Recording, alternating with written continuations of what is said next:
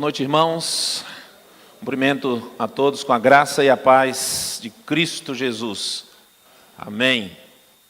Gostaria de convidá-los a abrir a Escritura no Salmo de número 126. Salmo de número 126, um salmo muito conhecido e que particularmente é o meu salmo favorito.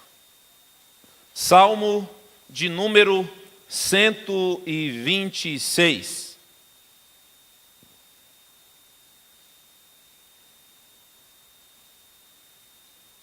Diz assim o texto bíblico: quando o Senhor restaurou a sorte de Sião, ficamos como quem sonha.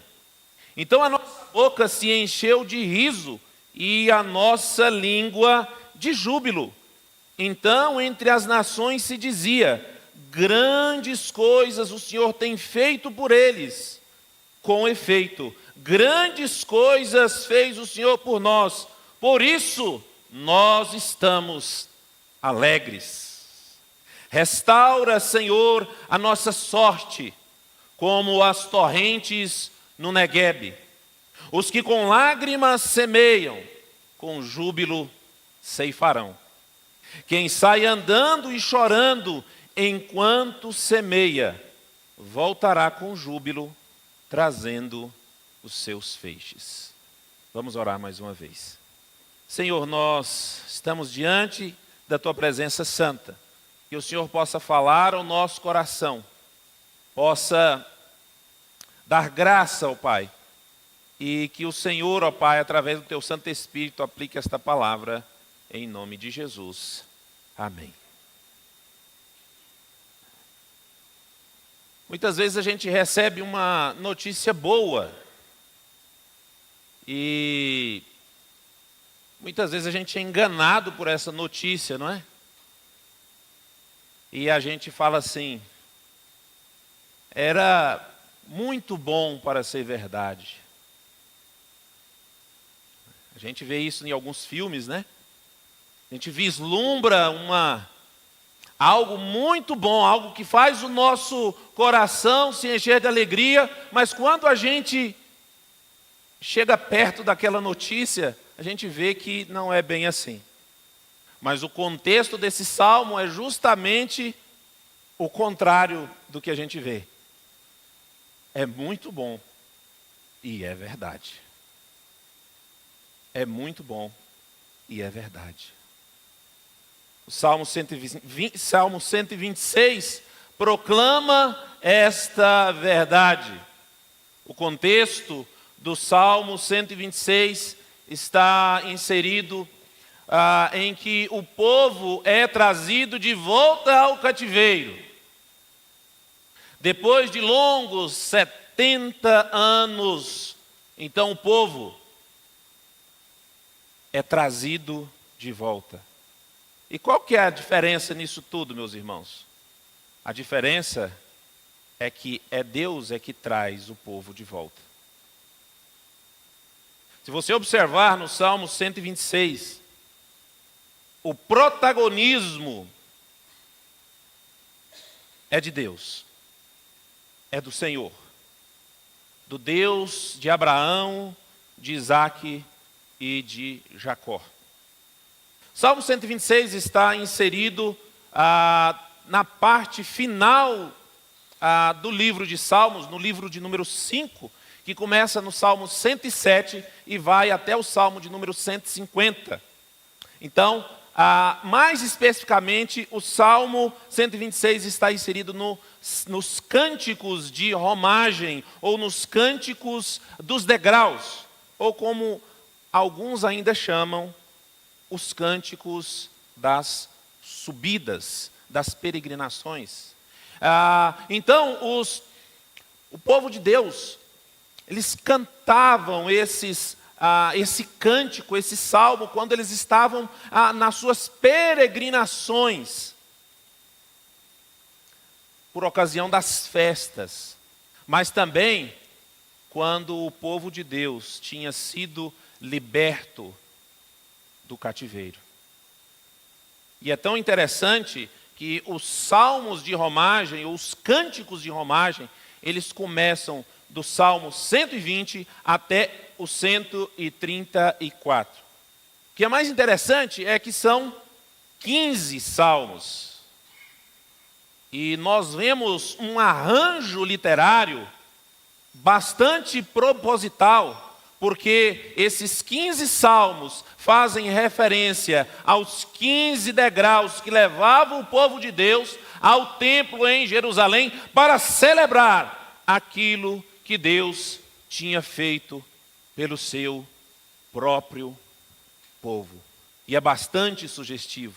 E isso é importante porque a Bíblia não é um livro que simplesmente caiu dos céus, mas é um livro que foi meticulosamente pensado e arquitetado por Deus. E isso nós vemos aqui no arranjo literário, no arranjo poético dos Salmos. Antes da gente adentrar a exposição desse texto, é preciso dizer que Salmos está categorizado em um gênero literário, o gênero da poesia. Para nós, a poesia, ela precisa apresentar rimas. A gente conhece poesia nesse sentido, com relação à métrica e também com as rimas. Mas dentro da poesia hebraica, isso é diferente. O que nós observamos dentro da poesia hebraica são os paralelismos. E a gente tem vários tipos de paralelismos. E este salmo está recheado de paralelismos. E aí a gente vai explorar algumas questões aqui. Portanto, meus irmãos, o tema desta noite é os efeitos da restauração de Deus. Os efeitos da restauração de Deus.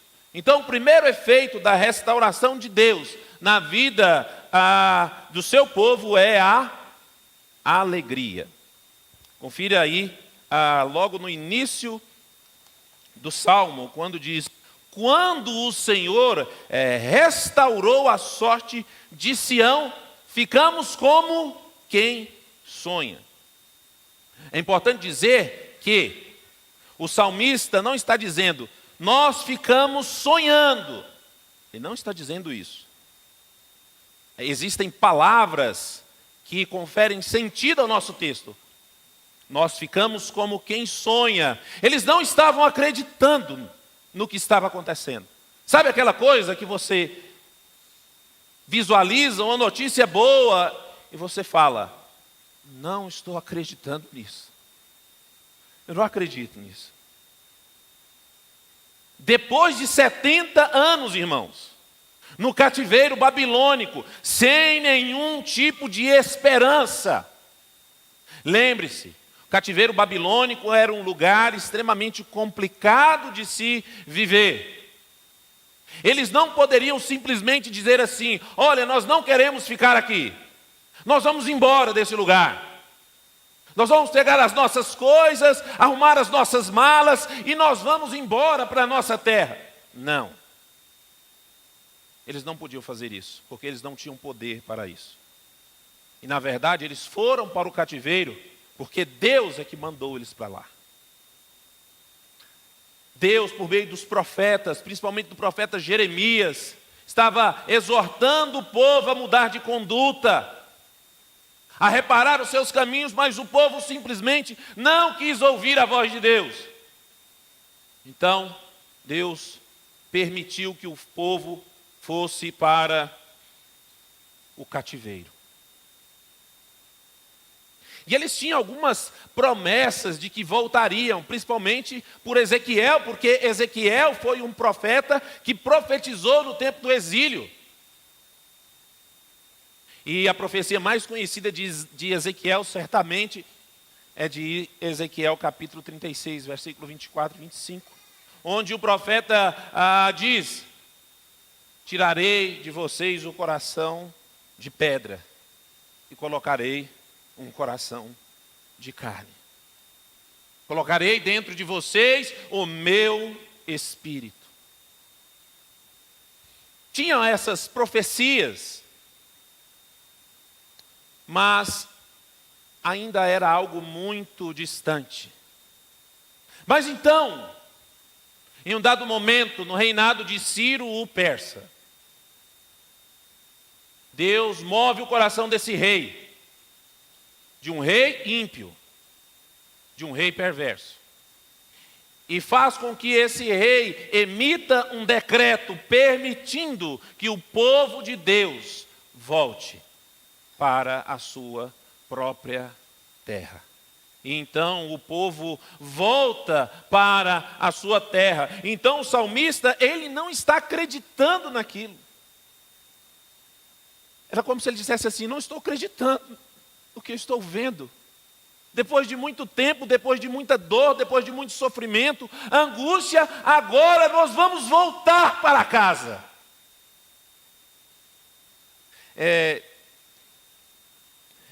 Eu gosto muito daquele desenho, A Caverna do Dragão, né?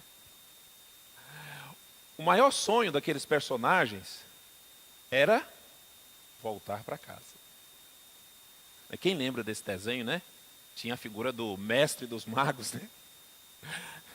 Quando, de repente, ele estava lá, mas quando eles mais precisavam, ele simplesmente desaparecia. E aí o desenho fica nessa saga, né? Eles nunca voltam para casa. Mas Deus permite o seu povo, aquele povo, voltar para Jerusalém. Eu quero chamar a sua atenção para o paralelismo que traz uma ideia ou de semelhança, ou de contraste, ou de uma ampliação. Observe, ficamos como quem sonha. A nossa boca se encheu de riso. Aquele povo ficou alegre, sorridente com aquilo que Deus estava fazendo. E aí, a continuação do verso 2 diz: e a nossa língua se encheu de júbilo. Perceba que riso e júbilo é a mesma coisa. É a mesma coisa, riso e alegria. O povo está feliz. O salmista quer enfatizar algo que está acontecendo com bastante ênfase ali na vida do povo de Deus, a alegria. Por quê, meus irmãos? A alegria é uma marca do povo de Deus. Em várias cartas nós percebemos isto. Na carta de Paulo, principalmente aos Filipenses, ele diz sobre a alegria. Alegrai-vos sempre no Senhor. Mais uma vez digo, alegrai-vos. Mas note que o salmista continua.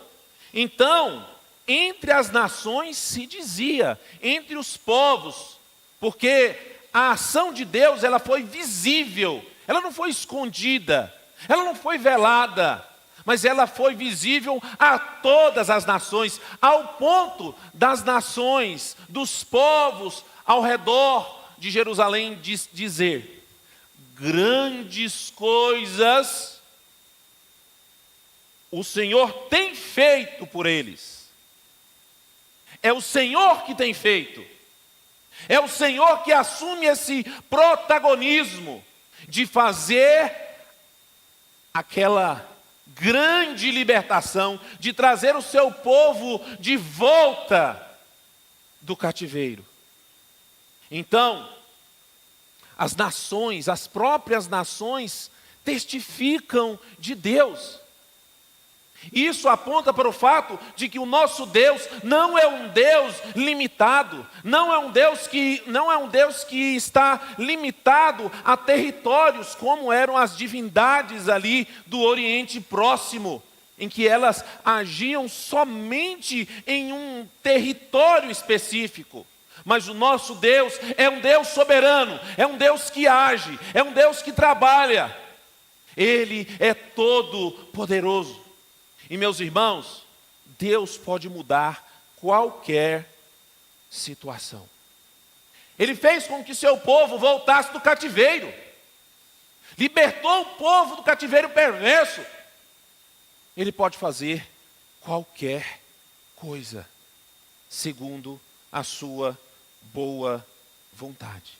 E o verso 3 confirma, agora é o povo que está falando, agora é o salmista que está falando, com efeito, verdadeiramente, eficazmente, grandes coisas fez o Senhor por nós. Por isso, nós estamos alegres. Que maravilha, meus irmãos. Mas é preciso destacar uma questão aqui. O povo poderia ter uma outra atitude. Um povo ingrato seria, ou falaria assim: já era tempo, né, Deus? Já era tempo, né? 70 anos é demais. É demais. Por que o senhor demorou tanto? Por que o senhor esperou 70 anos? Por que o senhor esperou a gente sofrer do tanto que a gente sofreu? Ah, não. Nós estamos falando muito de gratidão. Mas é muito comum, meus irmãos, sermos ingratos. Contemplar as bênçãos de Deus, contemplar até mesmo o próprio Deus e sermos indiferentes. Como se Deus, ele fosse obrigado a fazer coisas, ou como se Deus atrasasse o processo de todas as coisas. Não, meus irmãos, Deus é poderoso. Então o salmista está tendo uma atitude correta em olhar para trás, porque o que ele está fazendo? Ele está olhando para trás, para aquilo que Deus havia feito, contemplando as bênçãos de Deus, contemplando as maravilhas de Deus, contemplando os grandes feitos do Senhor, e nisso tudo ele está nutrindo um coração grato, alegre, e cheio de esperança e de vida, porque o povo da aliança, o povo do pacto, nós, a igreja, somos um povo cheio de alegria, cheio de gratidão. Mesmo passando por dificuldades intensas, nós somos um povo alegre. Por quê? Nós temos um Deus que trabalha, nós temos um Deus que é soberano, nós temos um Deus que age, nós temos um Deus que está no controle da história, nós temos um Deus que está restaurando as coisas por conta do pecado. Ele está nos restaurando, neste momento Ele está nos restaurando. E aqui nós podemos já trazer algumas aplicações. Muitas vezes na nossa vida nós passamos por dores, por angústias, por decepções, talvez por abandonos, mas Deus é poderoso para restaurar todas as coisas. Aliás, Deus é especialista em fazer isso. Ele é o nosso Deus. Eu não sei que situação que você se encontra aqui esta noite, mas eu tenho certeza que Deus é poderoso para restaurar a sua vida. Assim como Ele restaurou a sorte do seu povo lá no passado, Ele pode restaurar a sua vida espiritual. Ele pode restaurar a sua alegria. Talvez você, nós, estamos aqui na igreja, talvez vindo por uma obrigação, para cumprir um ritual, mas muito nós já perdemos a alegria. Lembre-se, o povo de Deus é um povo alegre, a despeito dos sofrimentos. Os discípulos de Jesus conviveram com o sofrimento, conviveram com dores, com perseguições, com angústias, mas mesmo em face disso, eles eram um povo alegre. Então a alegria é uma primeira marca da restauração de Deus. Mas eu quero chamar a sua atenção para o verso de número 4. O salmista então faz uma oração. Restaura, Senhor, a nossa sorte, como as torrentes no Negueb. Um olhar mais atento pode suscitar a pergunta: mas Deus não havia restaurado?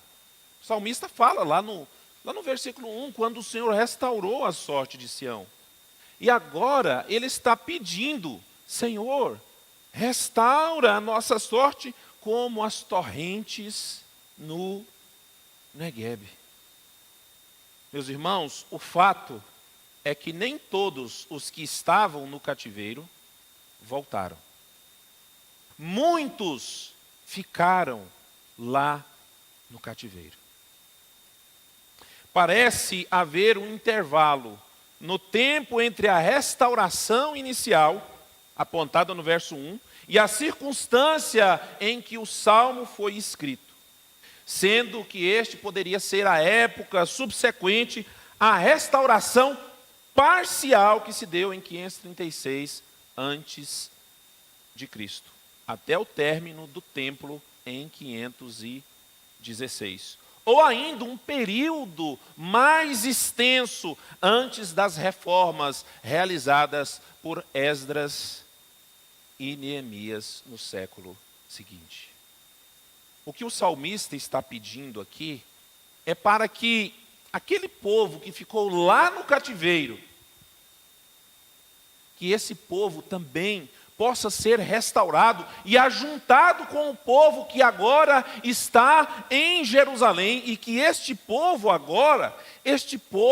precisa trabalhar. E para elucidar essa questão dessa restauração que o salmista pede, ele usa duas figuras. Aliás, figuras dos salmos é bastante comum, porque essas figuras capturam as nossas emoções. Parece que nós adentramos ao salmo e, de um certo sentido, vivenciamos aquelas experiências. A primeira figura é a figura do Negueb. O Negueb ficava na região sul de Israel. Essa região, ela consiste em um extenso deserto. Os cursos de água do Negueb são uma rede de valas cortadas no solo por erosão de vento e chuva. Mas de tempos em tempos, esse deserto é inundado por essas torrentes, a ponto desse deserto florescer. Inclusive tem um vídeo no YouTube, depois você olha, você chegar na sua casa, você digita lá, as torrentes no Negueb. Então, o salmista está pedindo por vida, para que aqueles que estão lá ainda no cativeiro possam ser inundados com a graça do Senhor, para que eles possam ser despertados pelo Senhor. Pelo Senhor. E é justamente esse o nosso segundo ponto. A restauração de Deus leva-nos a um despertamento espiritual. Porque o povo estava desanimado, meus irmãos. Muitos daqueles que estavam lá no cativeiro, eles não queriam voltar, com medo de oposições, quando eles voltassem para a terra. O livro de Neemias e Esdras narra o quão foi difícil esse período na história do povo de Deus. Quando eles tiveram que reconstruir o templo, foi um período muito difícil, foi um período muito árduo. O fato é que aqueles que ficaram lá no cativeiro, eles queriam ficar lá no cativeiro. Eles queriam viver sobre o jugo, sobre a escravidão, não queriam voltar. Então a oração do salmista, ela faz todo sentido aqui. O salmista está pedindo: Senhor, desperta aquele povo que está lá no cativeiro. Tira aquele povo da escravidão. E meus irmãos, nós sabemos o que simboliza o cativeiro. O cativeiro significa pecado. a querer viver no pecado, achar que o pecado é melhor do que a graça de Deus, achar que o pecado pode nos trazer vida, pode nos trazer redenção, meus irmãos. Não, meus irmãos, a graça de Deus é maior que o pecado. Mesmo que enfrentamos dificuldades, a graça de Deus, ela superabunda. E aqueles irmãos estavam ali, naquela situação de cativeiro, não querendo voltar. Preferiam ficar longe de Deus do que experimentar a graça do Senhor, a misericórdia do Senhor. Mas o Senhor nos conclama também, nos chama a ir a Ele, a contemplar as bênçãos dEle, a contemplar a sua graça. Muitas vezes nós endurecemos o nosso coração, e muitas vezes, meus irmãos, nós preferimos ficar no pecado, achando que o pecado pode trazer alguma bênção para nós, alguma alegria. E o pecado só traz morte, o pecado só traz tristeza, o pecado só traz dor, o pecado só traz angústia. O pecado, ele promete alegria, mas traz tristeza. Ele promete bênção, mas só traz maldição. O salmista está orando para que aquele povo seja despertado, para que aquele povo viva de uma forma consistente diante de Deus e diante das outras pessoas. Mas o salmista também, meus irmãos, usa uma segunda figura aqui, que é a figura do agricultor.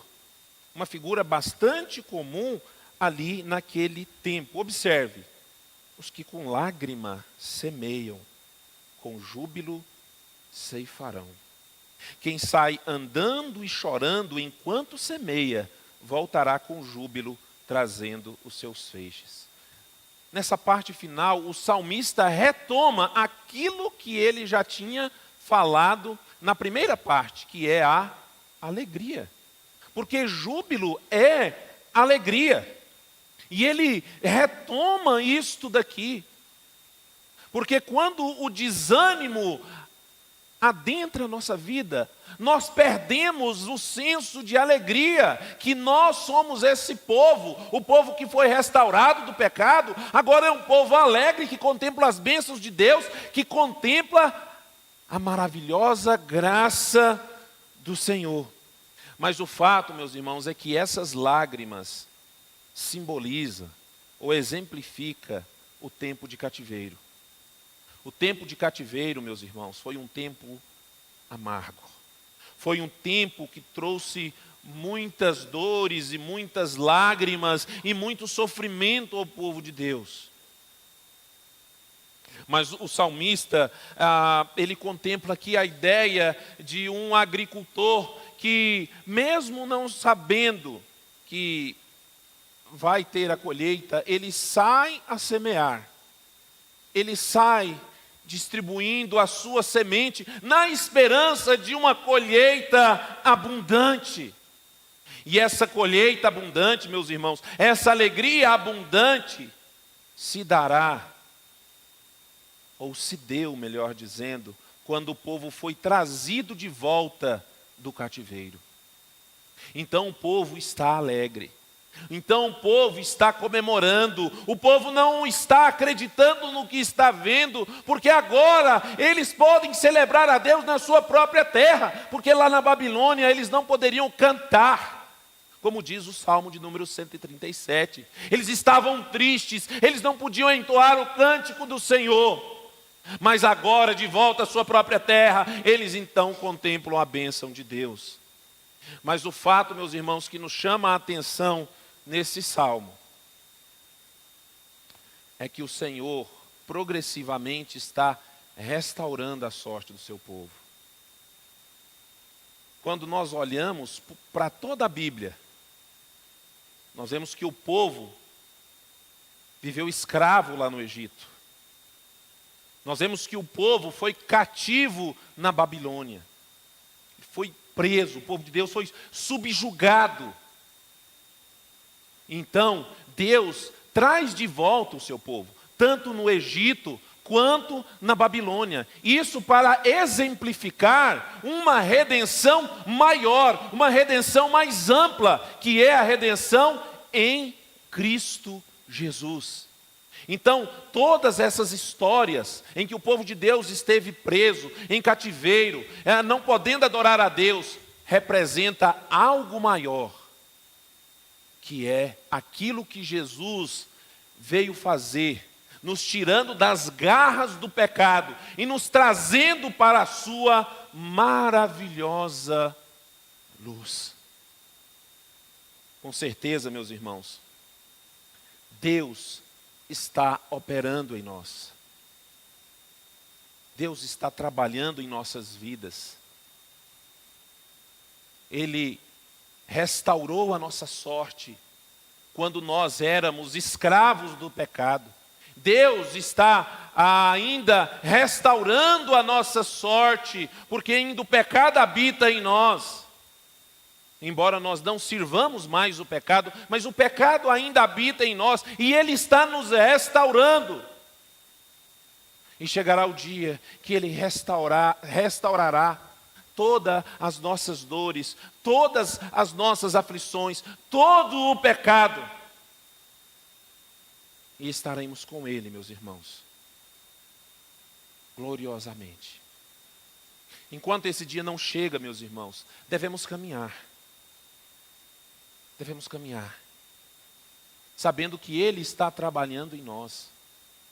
Ele está fazendo a sua obra, como Paulo diz aos Filipenses, que Ele continua a trabalhar em nós até o dia de Cristo Jesus. Então, meus irmãos, concluindo, a restauração de Deus, ela produz alegria nas nossas vidas.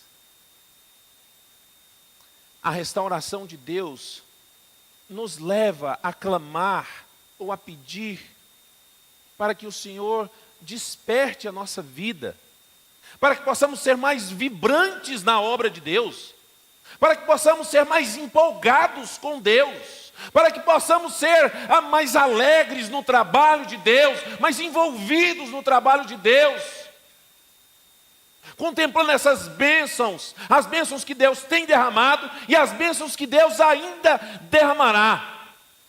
Mas também o fato de contemplarmos o próprio Deus nas nossas vidas, nas nossas casas, aonde nós estamos, Deus está trabalhando em nós.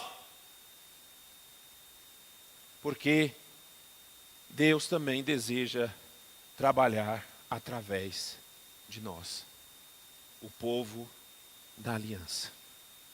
Gostaria de deixar aqui duas aplicações breves para as nossas vidas.